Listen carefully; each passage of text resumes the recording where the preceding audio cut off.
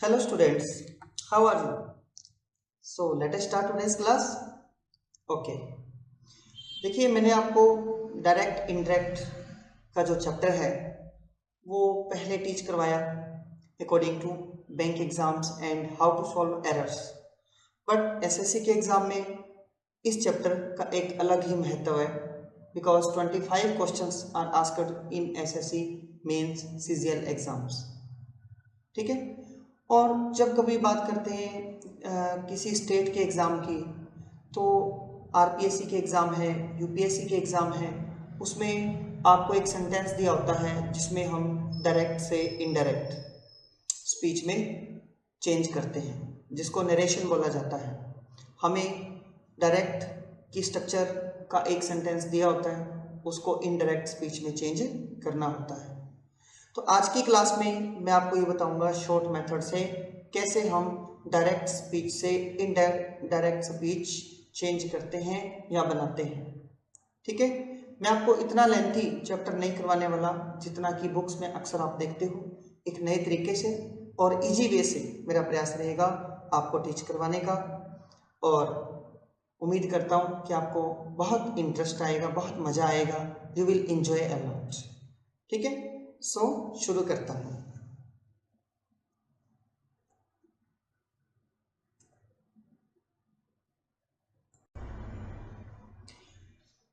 तो सबसे पहले यह जानना बहुत जरूरी है कि डायरेक्ट और इनडायरेक्ट इन दो वर्ड्स का मीनिंग क्या है। ठीक है। ये एक बहुत ही नेचुरल चैप्टर है।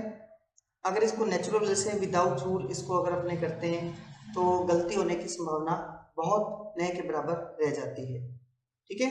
देखिए हम बात करते हैं कि डायरेक्ट क्या है। देखिए आपके सामने एक इमेज है जिसमें ए और बी। ठीक है। ये ए पर्सन है और ये बी पर्सन है। ए जब बी से बात करता है तो ऐसे बात करता है कि I am your friend, you are my friend. मतलब ए बी से बात करेगा, बी ए से बात करेगा, दोनों आमने सामने बात कर रहे हैं, तो दोनों डायरेक्ट बात कर रहे हैं। तो इसको बोलते हैं डायरेक्ट स्पीच। क्या बोलते हैं? Direct speech. ठीक है। आमने सामने बात करना। परंतु अगर हम बात करें कि इस ए और बी, ऊपर वाला तो आपको पता लग गया, अब नीचे देखिए कि इस ए पर्सन ने बी पर्सन को कहा कि आप सी के बारे में कोई बात कर रहे हैं आपस में। ए ने बी को कहा कि सी हमारा मित्र है, सी हमारे साथ काम करता है, या फिर सी के घर में ये समस्या है। तो अब ये आपस में खुद की और सामने वाले की बात नहीं करके ये बात कर रहे हैं सी पर्सन की, कि सी ने मुझे कहा था कि मैं वहां जाऊंगा। कौन जाऊंगा? ए नहीं जाएगा, सी बोल रहा है कि ए बोल रहा है कि सी ने मुझे कहा था मैं जाऊंगा। कौन जाएगा? सी जाएगा। तो कुल मिला के जब हम अपनी बात न करके, आमने सामने बात न करके किसी थर्ड पर्सन सी की बात करते हैं तो ये इनडायरेक्ट स्पीच होता है। जैसे ए ने बी को कहा सी को ये बोल देना कि हम मित्र रहेंगे, तो सी को मैसेज पहुंच गया। किसने दिया? बी ने। बी ने सी को जाकर कहा कि ए ने कहा था कि हम तो मित्र रहेंगे। ठीक है। तो ऊपर वाले डायग्राम में आपने देखा ए बी से बात कर रहा है, ये होता है डायरेक्ट स्पीच। और नीचे वाले में ए सी तक मैसेज पहुंचाना चाहता है, अपनी बात को पहुंचाना चाहता है, बट वो डायरेक्ट न बोलकर बी के मार्फत उस बात को पहुंचाता है। इसको बोलते हैं इनडायरेक्ट स्पीच। ठीक है। तो इस बिहाफ पर हम लोग पूरा चैप्टर सॉल्व करेंगे। That's clear. देखिए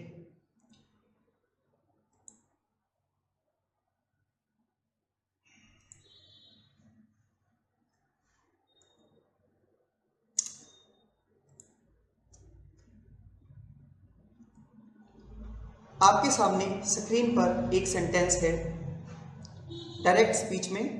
Ram said to you, comma I work hard for the exam.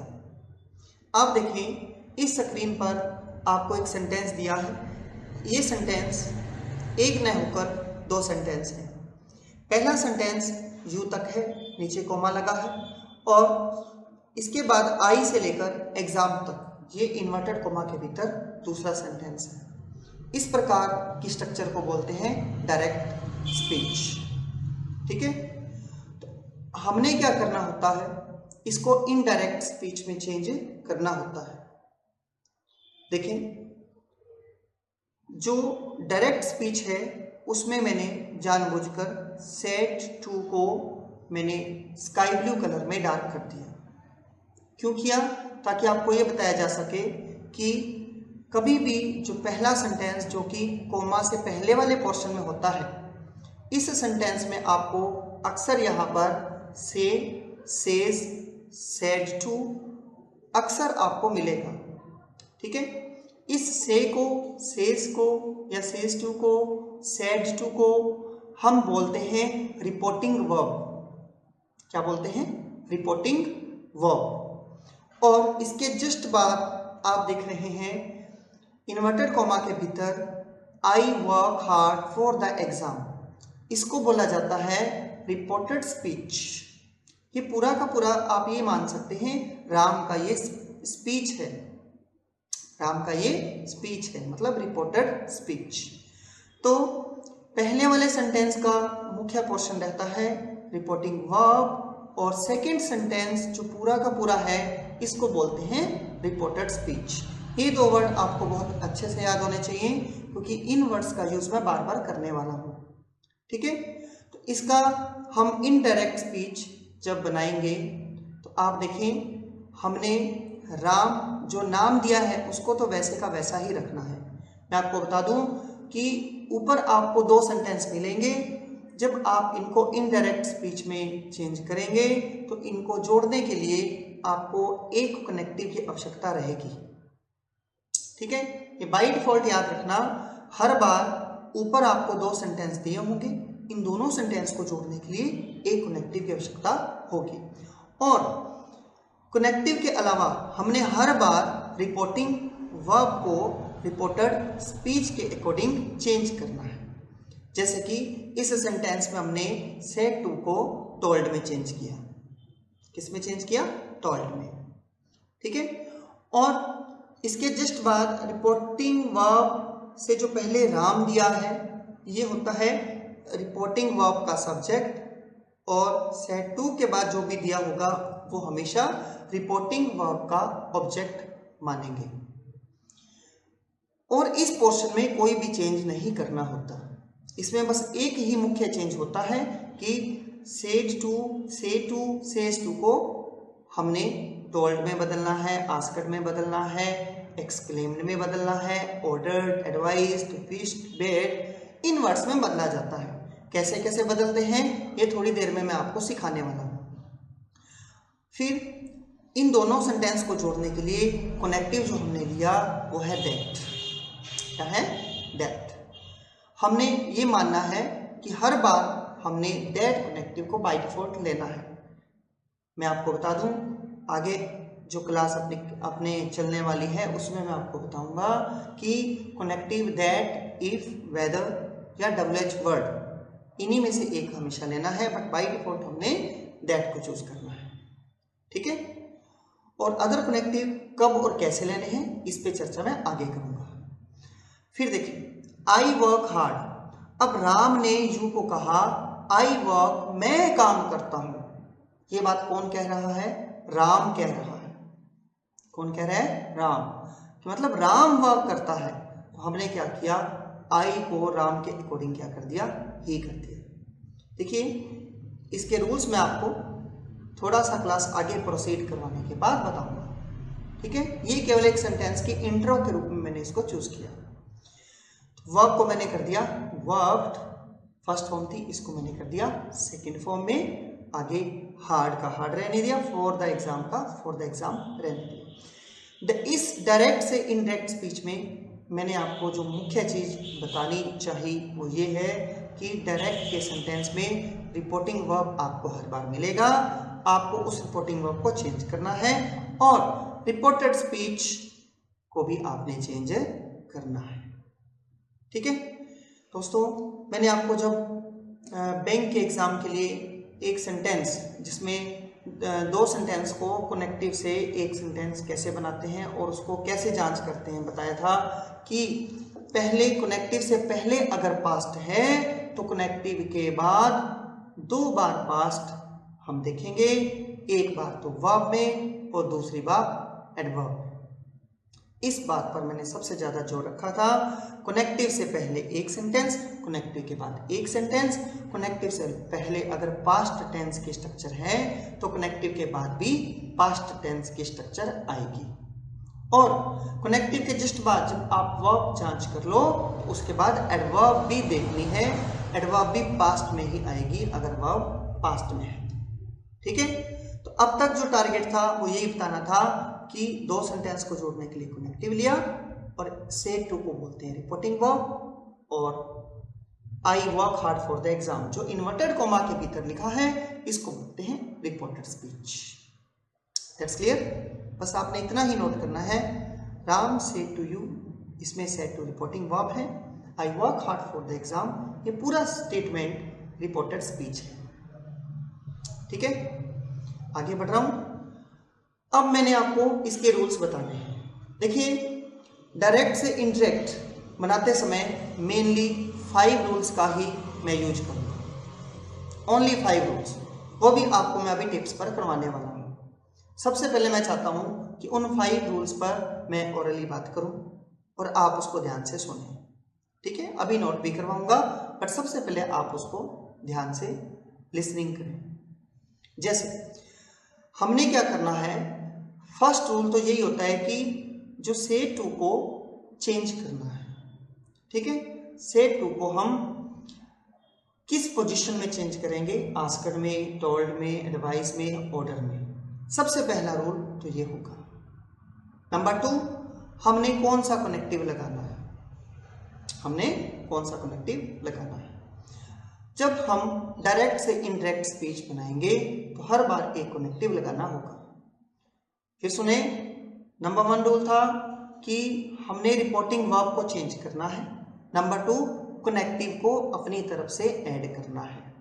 Number 3, reported speech में आपको जब भी आई, वी और यू से रिलेटेड प्रोनाउन मिलते हैं, जैसे मी मिलता है, माई सेल्फ मिलता है, आर मिलता है, योर मिलता है, यू मिलता है, केवल 3 word I, we and you, इन तीनों वर्ड्स को हमने according to reporting verbs, subject and object change करना है। वो कैसे चेंज करना है आगे आपको मैं विस्तार से बताने वाला हूँ। हाँ, शॉर्ट में मैं आपको बता रहा हूँ। फर्स्ट रूल क्या है, रिपोर्टिंग वर्ब को चेंज करना। सेकंड क्या है, कनेक्टिव लगाना। थर्ड क्या है, केवल 3 वर्ड आई, वी और यू को चेंज करना। ठीक है, नेक्स्ट रूल क्या है, हमें रिपोर्टेड स्पीच का जो वर्ब है उसको रिपोर्टिंग वर्ब के अनुसार बदलना है। जैसा कि मैंने आपको शॉर्ट में जब आपको कनेक्टिव से 2 सेंटेंस जुड़ते हैं बताया था, पहले पास्ट बाद में 2 बार पास्ट, पहले प्रेजेंट है तो बाद में भी प्रेजेंट या फ्यूचर आएगा, और पहले पास्ट है तो बाद में डेफिनेटली पास्ट ही आएगा। मैंने आपको बताया था। आगे बढ़ रहा हूं, तो यहां पर एक तो वर्ब को चेंज करना है और दूसरा किसको चेंज करना होता है, एडवर्ब को चेंज करना होता है। तो कुल मिलाकर आपने 5 चीजों का ध्यान ही रखना है। नंबर 1, रिपोर्टिंग वर्ब चेंज करनी है। नंबर 2, कनेक्टिव का यूज करना है। नंबर 3, आई, वी और यू, 3 वर्ड्स को हमेशा चेंज करना है। इसके अलावा हमने रिपोर्टेड स्पीच के टेंस, प्रेजेंट है तो पास्ट कर देना है, फ्यूचर है तो भी पास्ट कर देना है। अगर पहले पास्ट है तो कनेक्टिव से पहले पास्ट, बाद में 2 बार पास्ट, एक पास्ट तो वर्ब में और दूसरा एडवर्ब में। बस इन 5 रूल्स पे अगर आपकी कमांड है तो डायरेक्ट से इनडायरेक्ट बनाते समय आपको कभी भी प्रॉब्लम नहीं आएगी। ठीक है, तो हमने मेनली कितने रूल्स को याद करना है, 5 रूल्स को हमने याद करना है। इस चीज को आप बिल्कुल ध्यान रखेंगे। देखिए, इन 5 रूल्स में हम सबसे जो पहला रूल है वो यहां से स्टार्ट करेंगे, रिपोर्टेड स्पीच। कभी भी सबसे पहले सेट टू को नहीं देखा जाता, सबसे पहले रिपोर्टेड स्पीच को देखा जाता है। इसके ऊपर ही पूरे आंसर्स टिके हुए हैं। जैसे नोट करना, हमने पर्सन्स, जैसे फर्स्ट पर्सन जो कि आई और वी, जैसे मैं बात कर रहा हूँ, मैं फर्स्ट पर्सन हूँ, मैं अपना नाम न लेकर हर बार मेरे लिए जो प्रोनाउन यूज करूँगा, मैं आई वी इसका यूज करूँगा, और सामने वाला सेकंड पर्सन होता है। ठीक है, तो हमने फर्स्ट पर्सन, देखिए जैसे यहाँ वर्क से पहले लिखा है आई, तो ये फर्स्ट पर्सन है। कौन है? First person. इस फर्स्ट पर्सन को जो यहाँ सेट टू दिया है, इसका सब्जेक्ट है राम। फर्स्ट पर्सन को आई वी को हमेशा हमने राम के अकॉर्डिंग, मतलब रिपोर्टिंग वर्ब के सब्जेक्ट के अकॉर्डिंग चेंज करना है। और जो सेकंड पर्सन होता है वो होता है यू। सेकंड पर्सन को हमेशा हमने रिपोर्टिंग वर्ब के ऑब्जेक्ट के अनुसार ही बदलना है। ठीक है, जैसे आप एग्जांपल देखिए कि आपको डायरेक्ट स्पीच में दिया है, Ram said to you I work hard for the exam. अब मैंने इस आई को रिपोर्टेड स्पीच में कभी भी फर्स्ट पर्सन आपको मिलता है तो आपने इस फर्स्ट पर्सन को पहले जो रिपोर्टिंग वर्ब के सब्जेक्ट के अनुसार चेंज करना है। ठीक है, अब हमने क्या करना है, आप देखिए इनडायरेक्ट स्पीच में मैंने सेड टू को टोल्ड में, कभी भी आपको सिंपल सेंटेंस दिया हो तो सेड टू को हमेशा टोल्ड में चेंज करते हैं। सिंपल सेंटेंस का मतलब है कि वो इंटेरोगेटिव नहीं होना चाहिए और ना ही ऑपरेटिव नहीं होना चाहिए, एक्सक्लामेटरी नहीं होना चाहिए। ठीक है, ना ही वो इंपेरेटिव सेंटेंस होना चाहिए। इसके बारे में मैं आगे विस्तार से चर्चा करूंगा। बस एक बार आप इतना ध्यान रखें, सेड टू को हमने चेंज करना है टोल्ड में। फिर रिपोर्टिंग वर्ब वाले पोर्शन में केवल रिपोर्टिंग वर्ब को ही चेंज किया जाता है, इसके सब्जेक्ट और ऑब्जेक्ट को चेंज नहीं करते। अब इन्वर्टेड कोमा को रिमूव कर देना है और कोमा को रिमूव करके दैट कनेक्टिव लगाएं। ठीक है, फिर आई कौन है? राम। आई को राम के अकॉर्डिंग हमने ही बना दिया। अगर यहां पर राम के स्थान पर यहां लिखा होता आई या वी, तो मैं आई लिखने पर ही के स्थान पर आई को आई के अकॉर्डिंग आई ही लिखता। अगर यहां राम के स्थान पर यहां सीता दिया होता तो मैं आंसर में आई को आई ने उतार कर आई को सीता के अकॉर्डिंग शी बना देता। ठीक है, इस प्रकार हमने देखा कि जो फर्स्ट पर्सन है उसको रिपोर्टिंग वर्ब के सब्जेक्ट या ऑब्जेक्ट के अनुसार चेंज करना। That's clear. आगे क्या है इस पे मैं अभी बात नहीं कर रहा, बस मैं इतना ही बताने जा रहा हूं कि आई को आप देखिए डायरेक्ट स्पीच में जितने भी चेंजेस होंगे उनको मैंने अलग से कलर दे दिया। जैसे इस सेंटेंस में सेड टू को चेंज करना था, वर्ब को चेंज करना था और आई को चेंज करना था। बस मैंने इनको ग्रीन, ब्लू और ग्रीन, मतलब इसका मतलब 3 चेंजेस इसमें करने हैं, कर दिए। That's clear. अब नेक्स्ट सेंटेंस देखें आप, सेम सेंटेंस है, Ram said to me you work hard for the exam. अब यहां पर लिखा है you,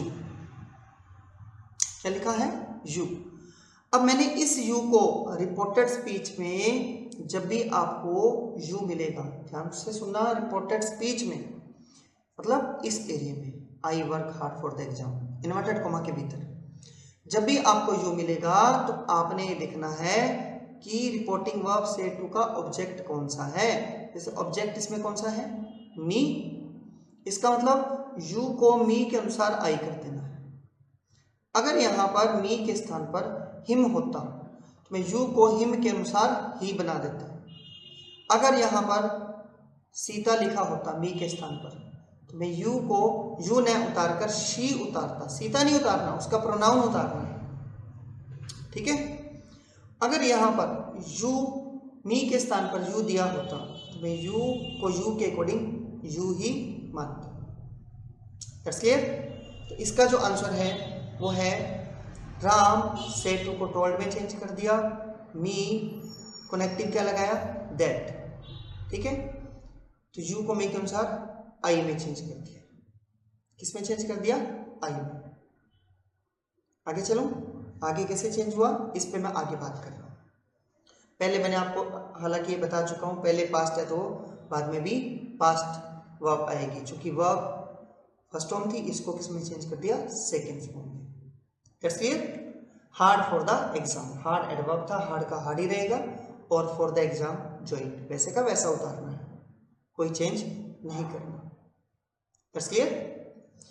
so first person I और वी को कैसे चेंज करेंगे, रिपोर्टिंग वर्ब के सब्जेक्ट के अनुसार, और सेकेंड पर्सन यू को रिपोर्टिंग वर्ब के ऑब्जेक्ट के अनुसार चेंज करेंगे।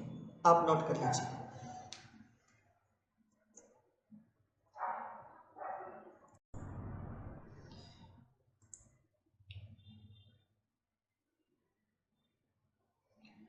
देखिए, अब मैं आपको बताने जा रहा हूं जो सेकंड जो चीज आपको मेनली ध्यान में रखनी है। मैंने आपको बताया ना कि केवल 5 रूल्स जो विशेषता आपने ध्यान रखने हैं, उसमें जो सेकंड चीज कौन सी ध्यान रखनी है। अब मैं ये बात करूंगा, आप ऊपर सबसे पहले वाला सेंटेंस देखें, इन्वर्टेड कॉमा के भीतर लिखा आई work hard for the exam.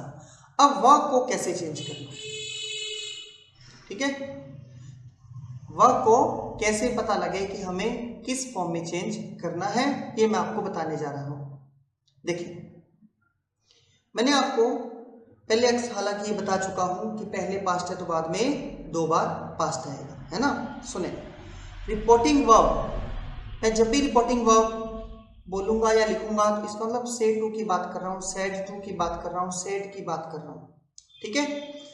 तो रिपोर्टिंग वर्ब का टेंस प्रेजेंट या फ्यूचर में हो, जैसे कि से, विल से और सेज ये तो होता है प्रेजेंट, और विल से होता है फ्यूचर, ठीक है।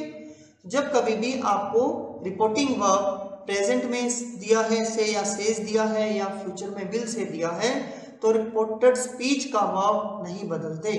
जैसे आई work hard for the exam था, हमने वर्ब को अगर रिपोर्टिंग वर्ब से दिया है, सेज दिया है, विल से दिया है, तो वर्ब को वर्क ही रहने देंगे, वर्क नहीं करेंगे, ठीक है। पहले रिपोर्टिंग वर्ब अगर प्रेजेंट या फ्यूचर में है तो जो रिपोर्टेड स्पीच है उसका टेंस हम नहीं बदलेंगे। इसमें एक छोटा सा रूल और भी ध्यान रखने वाला है, वो है यदि रिपोर्टेड स्पीच का वाक्य इन्वर्टेड कॉमास वाला सेंटेंस है जो, उसमें कोई यूनिवर्सल ट्रूथ दिया है या फिर हैबिचुअल एक्शन, कोई लगातार चलने वाली आदत दी है। जैसे यूनिवर्सल ट्रूथ की बात करें कि the sun rises in the east, ये यूनिवर्सल ट्रूथ है कि सूरज कहाँ, ईस्ट में उगता है। The earth moves round the sun, definitely पृथ्वी सूरज के चारों तरफ चक्कर लगाती है, ये यूनिवर्सल ट्रूथ है। तो इनके वर्ब को कभी भी हम इनडायरेक्ट स्पीच बनाते समय चेंज नहीं करते, ठीक है।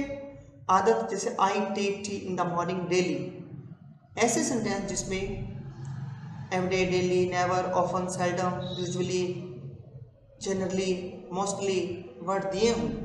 जैसा कि मैंने आपको पहले बताया था कि वर्ब की फर्स्ट फॉर्म ऐसे या ईएस जिन वर्ड्स को देखकर लगाते हैं उनके एडवर्ब, जिनसे आदत का पता चलता है, ठीक है।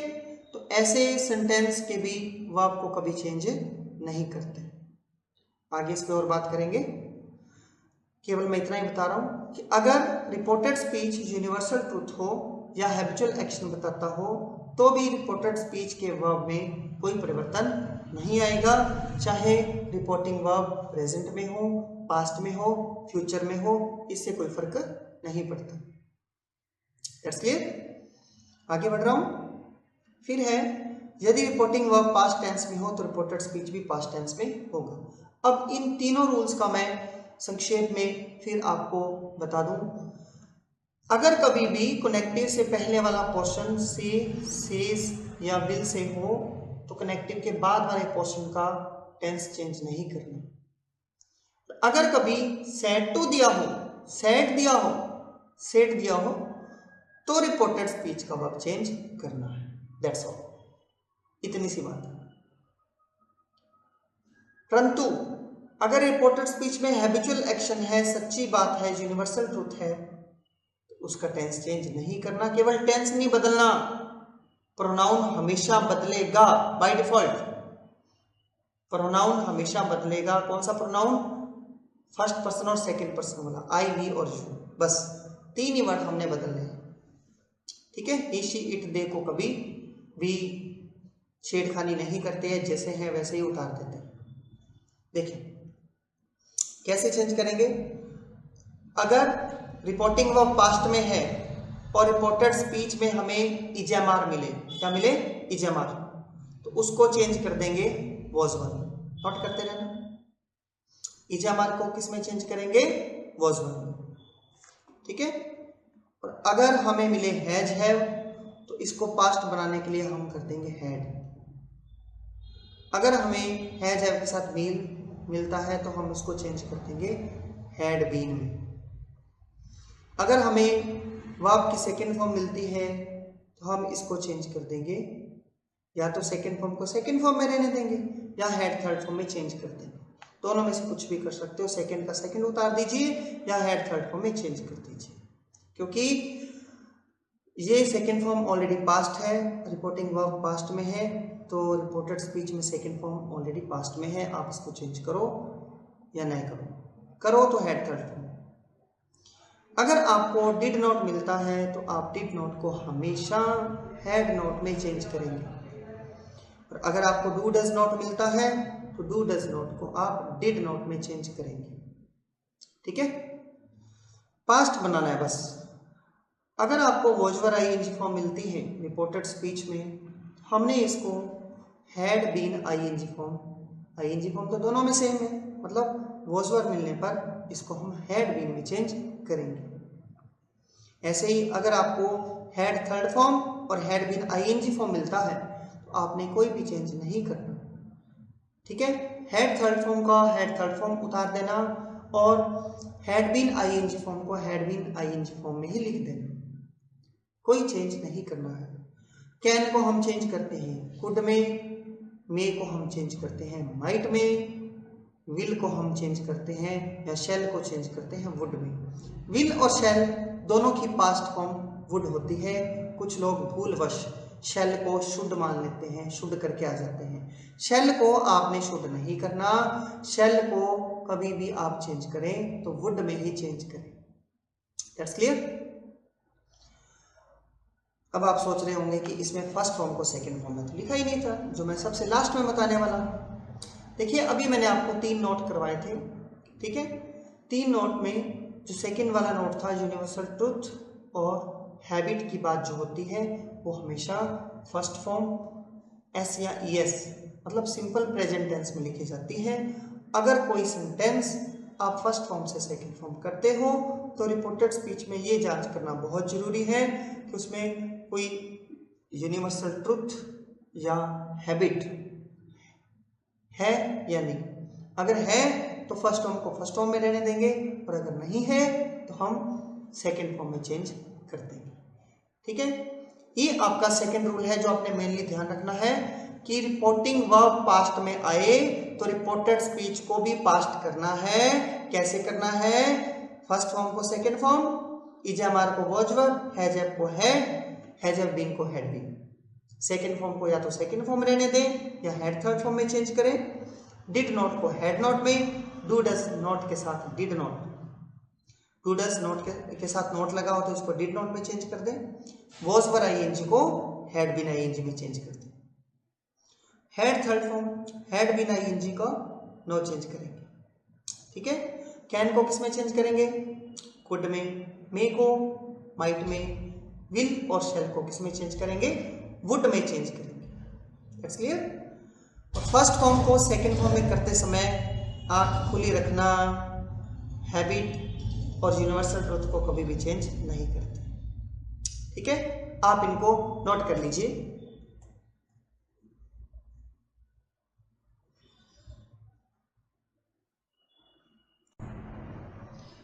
आई होप आपने इसको नोट कर लिया होगा।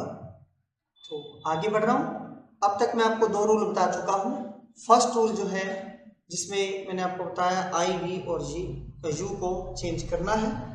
सेकंड रूल मैंने आपको बताया कि अगर रिपोर्टिंग वर्ब प्रेजेंट या फ्यूचर में है तो रिपोर्टेड स्पीच का टेंस चेंज नहीं होगा, और अगर रिपोर्टिंग वर्ब पास्ट टेंस में है तो रिपोर्टेड स्पीच का टेंस चेंज होगा। ठीक है। जो थर्ड रूल है उसमें मैं आपको बताने जा रहा हूं कि रिपोर्टिंग वर्ब को कैसे बदलना है। देखिए, नोट करना, रिपोर्टिंग वर्ब से, सेज, सेड टू को चेंज करना है। कैसे चेंज करना है ये मैं आपको बताने जा रहा हूं। नोट करना, इसमें फर्स्ट जो है वो है से टू। अगर से दिया हो टू न लगे तो से को से ही उतारना है। ठीक है। परंतु अगर से के साथ टू लग जाए तो आपने इनडायरेक्ट स्पीच बनाते समय इसको टेल में बदलना है। ठीक है। नंबर 2, अगर सेज टू दिया है, खाली सेज आने पर सेज को सेज नोट कर दीजिए, चेंज नहीं करना। अगर सेज टू आता है तो आपने इनडायरेक्ट स्पीच में टेल्स लिखना है। क्या लिखना है? टेल्स। आगे चलो, नेक्स्ट है सेड टू। सेड टू आने पर, सेड आने पर सेड को सेड उतारना है, परंतु सेड टू आने पर हमने इसको टोल्ड में बदलना है। किसमें? टोल्ड में। Simple condition. सिंपल कंडीशन कैसे है थोड़ी देर में आपको समझ आ जाएगा। ठीक है। नंबर 4, हमने सेड टू को आस्क्ड में कब बदलना है? जब रिपोर्टेड स्पीच में कोई क्वेश्चन दिया हो या इंटरोगेटिव सेंटेंस हो। अब मैं आपको इन सब की प्रैक्टिस भी साथ साथ करवाने वाला। जैसे देखिए, डायरेक्ट की स्ट्रक्चर है, लिखा है ही सेड टू मी। अब मैंने सेड टू को ब्लू कलर में, स्काई ब्लू कलर में क्यों किया? क्योंकि इसको बदलना है, ये मेरा टारगेट है। मी तक, फर्स्ट सेंटेंस कोमा तक, बस एक ही चेंज करते हैं, रिपोर्टिंग वर्ब। अब देखें आप रिपोर्टेड स्पीच में मैंने देखा इंटरोगेटिव सेंटेंस है, क्वेश्चन मार्क है। जब कभी भी इंटरोगेटिव सेंटेंस होता है तो याद रखना हम इफ या वेदर कनेक्टिव लगाते हैं। कौन सा कनेक्टिव लगाते हैं? इफ या वेदर। और मैंने इंटरोगेटिव के कारण इस डू को चेंज करना है, और यू को इस सेड टू की रिपोर्टिंग वर्ब का ऑब्जेक्ट कौन सा है? मी। यू को मी के अनुसार मैं चेंज करूंगा। That's clear. देखिए इसका आंसर क्या होगा? सेड टू को मैंने चेंज करना है। सबसे पहले तो मैं ये देखूं सेंटेंस कौन सा है, इंटरोगेटिव है, क्वेश्चन मार्क है, तो मैंने यहां पर आस्क्ड में चेंज कर दिया, सेड टू को लिख दिया आस्क्ड। और अपने आप ही कनेक्टिव लगाना है, अब की बार दैट नहीं लगाकर इफ या वेदर दोनों में से एक लगाना है। Both are correct. ठीक है, 2% हो चुके हैं। अब देखें यू, जब भी यहां यू आएगा तो मैंने तो ये देखना है यहां पर क्या है? मी, रिपोर्टिंग वर्ब के ऑब्जेक्ट के अनुसार, मी के अनुसार, यू को मी के अनुसार आई कर दो। कर दिया। अब चूंकि ये प्रेजेंट है, इसको क्या करना है? पास्ट। अगर यहां पर यू के बाद नोट दिया होता है, जैसे मैंने आपको लास्ट रूल में बताया, डू नोट को डिड नोट में बदलते हैं। नोट दिया होता तो मैं डू नोट को डिड नोट कर देता, तो नोट नहीं दिया, खाली डू या डज पहले आते हैं तो उनको काट कर नेक्स्ट वर्ब को सेकंड कर देते हैं। डू या डज जब इंटरोगेटिव में अकेले आते हैं बिना नोट के साथ, उनको हटा दो और जो नेक्स्ट वर्ब दी है उसको सेकंड फॉर्म कर दो। नो को मैंने किस में चेंज कर दिया? न्यू में, क्योंकि हिम थर्ड पर्सन था, वैसे का वैसे ही रहेगा। उतार दीजिए। ये इसका आंसर आप नोट करें एक बार।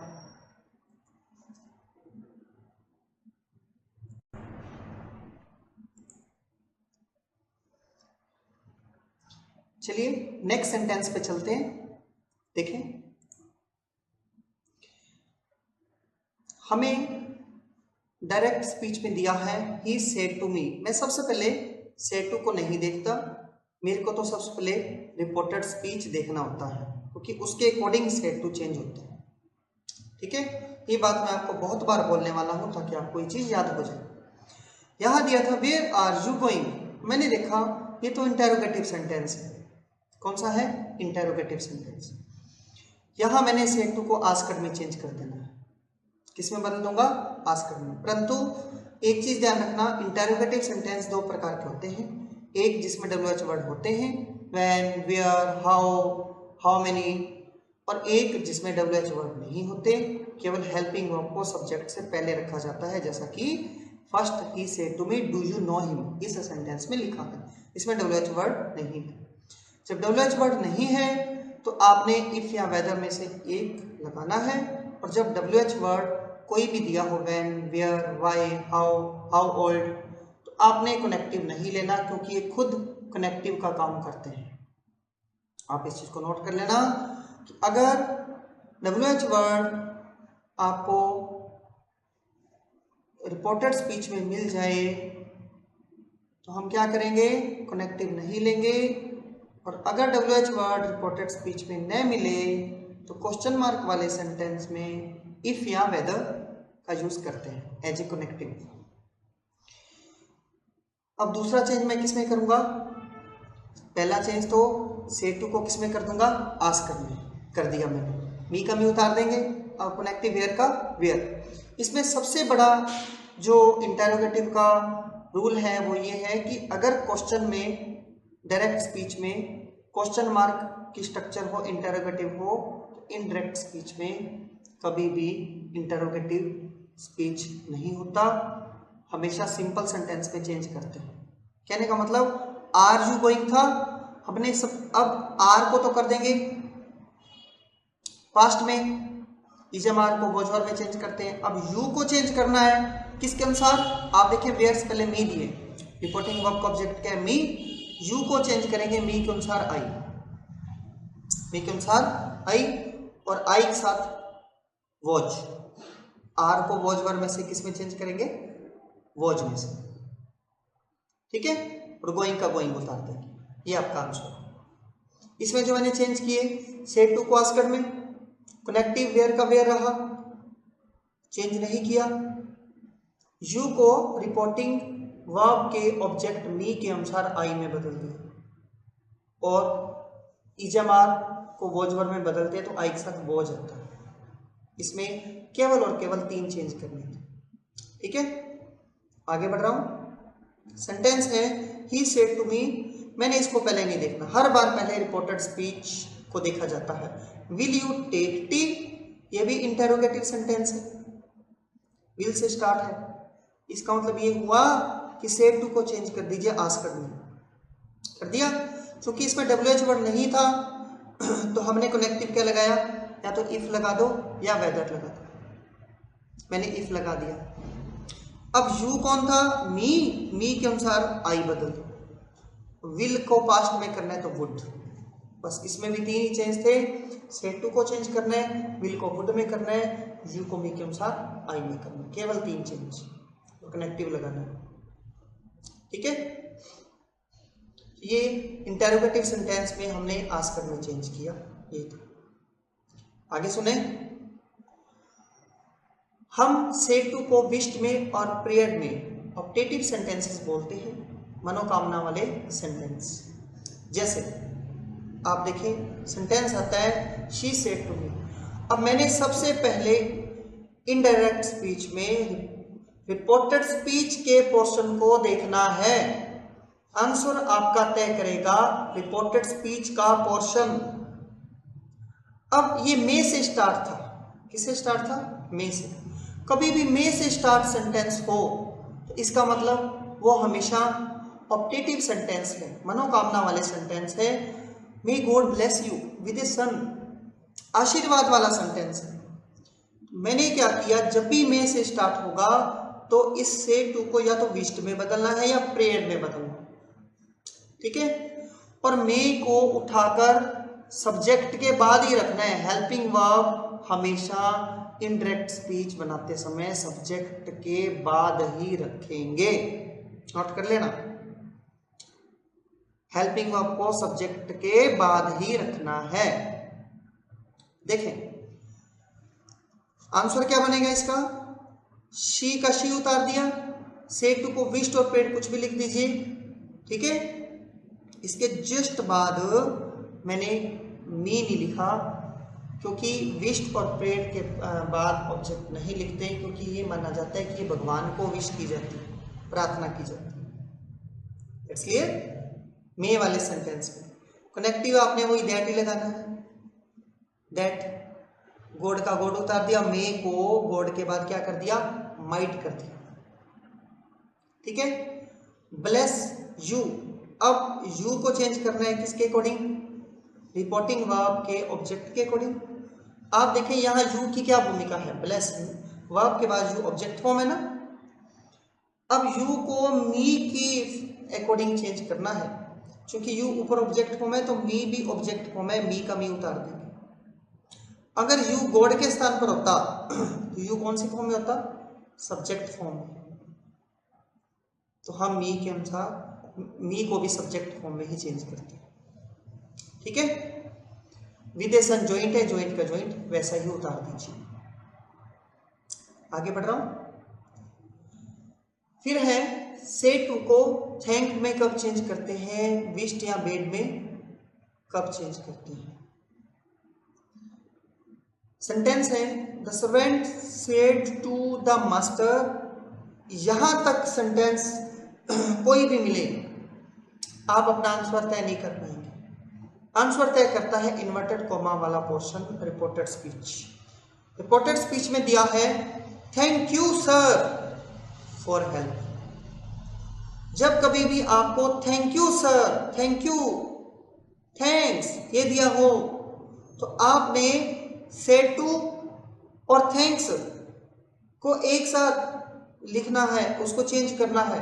से टू और थैंक यू, जैसे सर्वेंट ने क्या पहले तो से टू का यूज किया फिर थैंक यू। थैंक यू कौन कर रहा है, सर्वेंट ही कर रहा है ना, तो हमने इसको थैंक्ड में चेंज करना है। द सर्वेंट रिस्पेक्टफुली थैंक्ड, किसको थैंक किया, मास्टर को। आगे फॉर हेल्प भी लिख सकते हो, फॉर हिज हेल्प भी लिख सकते हो। That's clear. रिस्पेक्टफुली अब आप सोच रहे होंगे क्यों लगाया, क्योंकि थैंक्ड का एक रूल है, जब कभी छोटा व्यक्ति बड़े व्यक्ति को थैंक करता है तो रिस्पेक्टफुली थैंक लिखा जाता है। जैसे सर्वेंट ने मास्टर को थैंक किया, जैसे बच्चे टीचर्स को थैंक करते हैं, ठीक है। परंतु जब कभी बड़ा व्यक्ति छोटे व्यक्ति को थैंक करता है तो खाली थैंक लिखा जाता है, ये रूल है। नेक्स्ट सेंटेंस देखिए आप, the old man said to the boys, यहां से मेरे को कुछ पता नहीं लगा। आगे था थैंक यू, जैसे ही थैंक यू आया तो मैं समझ गया थैंक यू को हटाकर सेड टू के स्थान पर थैंक लिखना, बस आंसर बन गया। तो मेरा आंसर क्या हुआ, द ओल्ड मैन थैंक्ड, क्योंकि ओल्ड मैन बड़ा व्यक्ति छोटे बच्चों को थैंक कर रहे हैं तो खाली थैंक है। वॉइस को वॉइस उतार दिया, थैंक यू भी यूज हो गया। फॉर गिविंग मी हेल्प, अब मी फर्स्ट पर्सन होता है, आई वी से बनता है, आई से बनता है वी। तो ओल्ड मैन, बात कौन कर रहा है, रिपोर्टिंग वर्ब का सब्जेक्ट है ओल्ड मैन, तो यहाँ ओल्ड मैन के अकॉर्डिंग यहाँ मी को किसमें चेंज करेंगे, हिम में। अगर ओल्ड मैन के स्थान पर यहां लड़की होती, शी होता, तो मैं यहां हर लिखता। अगर यू होता तो यहां लिखता यू, गिविंग हिम हेल्प। अब क्या करूंगा, मी को ओल्ड मैन के अनुसार हिम में चेंज करूंगा, ठीक है।